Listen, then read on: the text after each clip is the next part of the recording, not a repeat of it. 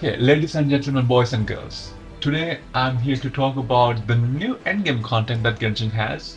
It's gonna come in 4.7. These are all like rumors. The word on the street is that this is gonna be like a endgame mode. This is gonna be like something like some disasters going gears, and that's why I'm here. You might be wondering, hey, why do you have Star Rail open? This is exactly why. What I thought this endgame is gonna be is something like Swarm Disaster or maybe Golden Gears. But for the sake of the video, I'll actually talk about Swarm Disaster. I thought this was going to be like a different mode, like not like related to MOC or Spiral Abyss in Genshin. It's like a different mode, which is like a permanent mode, right? Like you play it once, like here. If you don't play Sara, let me show you.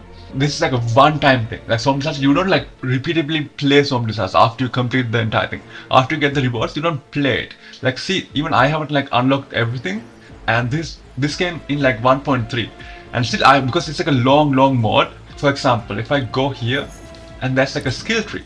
Like you have like little missions, and you complete the missions, and like you get like more buffs and everything.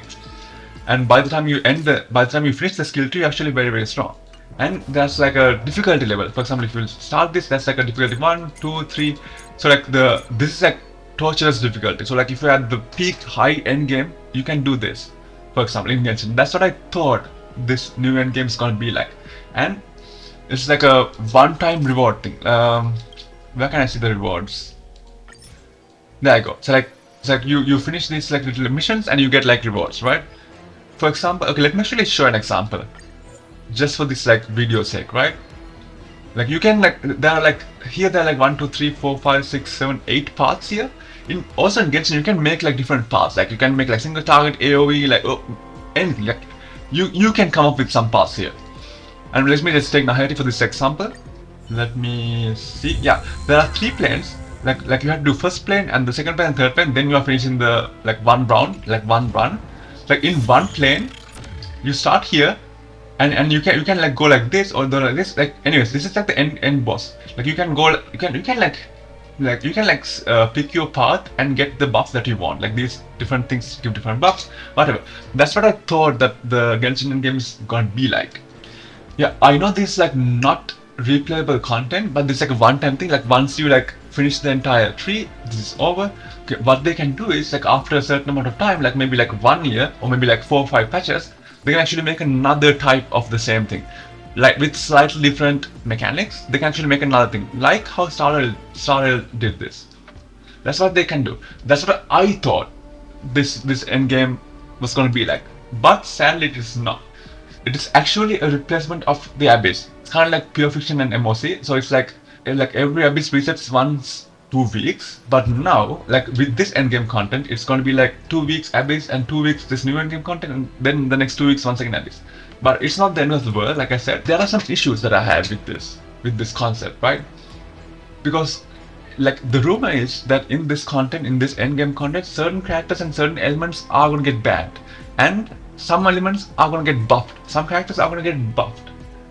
That means, I mean, if you ban certain characters and certain elements, it ruins Genshin's team building concept. Like Genshin has, like one of the best things that Genshin has is it's like freedom of like building teams, like building teams and like a theory crafting, like all the reactions concept is actually very fun. It's actually very engaging. It's actually very fun to play when you see all the numbers and all the colors.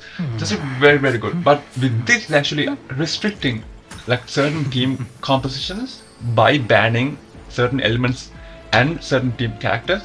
I don't know whether this is true. This is the rumor that I heard. If this is true, then these issues take place, obviously. And there are also like trial characters and friends characters. Like you can actually, like if you don't have the required characters, you can actually take trial characters, or you can actually take a friend's character. If you have a friend who has like a C6 R5 Nahida, for example, you can take that character. You can take that C6 R5 Nahida and actually play the game. So in my opinion, this is not endgame. This is actually like a normal event where you can actually take a character from a friend and actually do the combat. This is not endgame. Endgame, in my opinion, is like it's a place where you can test your account, and if you're strong enough, you do it. If you're not strong enough, you're not there. Then you have to get more characters. Then you have to like make them stronger, whatever. But this is like an like event where you can like in event it's okay. Like there have been like bunch of events where they say like, okay, you can't play these characters, or like these characters get like cancelled after 2 times, or like whatever. It's okay in an event, but here like as an end game, I don't think this is actually very good. Like because of this, Abyss will always be the testing grounds for like new characters, or like the guide makers, or like the tier couple. They'll always go to Abyss because they have the freedom. They can play whatever character they want in Abyss. Obviously there are some limitations based on the enemies, but you can play your characters and you can test your teams. And what this also does is like it takes 4 weeks for Abyss to reset rather than 2 weeks. So it's also like it's also like for all the Abyss enjoyers, it's gonna be like a pain. But it's not that big of a deal because you're also getting like the same amount of rewards from this. So I don't think it's that big of a deal. But also I don't like the intent behind this. They had like 3 years. This is 4.7. From 1.0 to 4.7, they didn't do anything. But why are they suddenly doing this right now? It's because like Wuthering Waves is right around the corner, and they know that bunch of people will go to Wuthering Waves from Genshin to like try it out. Not to like stay there, obviously, to test it out.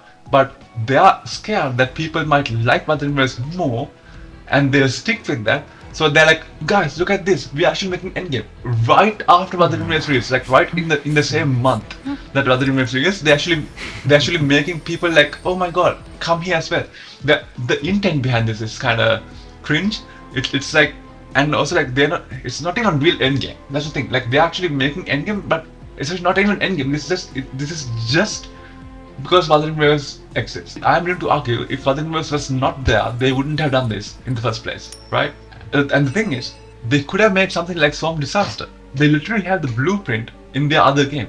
Yeah, so I'm not that happy about this. And also, one more thing that's like very cringe to me. It's like because they can ban and buff certain elements and certain characters, you know the intent behind this. You know what they want from this. This is like an artificial way to promote the banner characters and to sell the banner characters. As in like, for example, in 4.7 it will be Chlorine. You can bet my right nut that Electro will be buffed there, just so they can promote Chlorine. So this is really not end game, and this is like an event. This is like a place where you can like go and play a character. This is not like an end game content where you can actually test the limits of your account. Anyways, to sum it up, I think this is like just an event that actually took away the actual endgame that we have.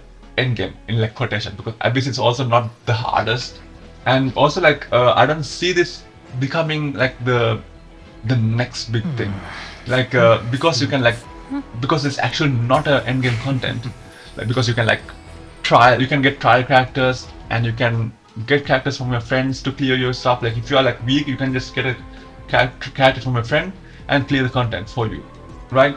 So I don't see this being the thing that brings people who quit Genshin, because people quit Genshin, right? Because it's so easy. It's like baby mode stuff, and that's no endgame. People quit, right? I don't see this endgame content will bring those people back long term. They come back to like check it out, but they leave after that. It will not be like, oh my god, I should like this endgame. I'm gonna stick with Genshin because I like this endgame now. Oh my god. I don't think this is the case. I don't think this will ever happen.